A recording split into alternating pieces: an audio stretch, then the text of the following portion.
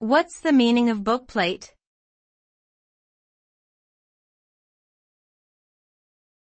Bookplate.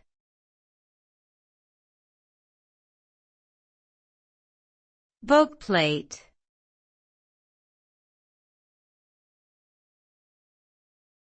Bookplate.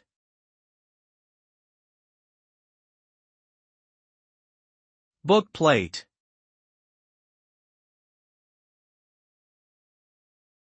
A bookplate is a label or sticker that is usually placed on the inside front cover of a book to indicate ownership. It typically contains the name of the book's owner, a decorative image, and possibly a motto or quotation. Often used by book collectors and avid readers, bookplates can serve both a practical and aesthetic function, allowing for easy identification of a book's owner while also adding a personal touch to a collection. Some bookplates may be custom designed or feature historical or artistic motifs, making them valuable collector's items in their own right.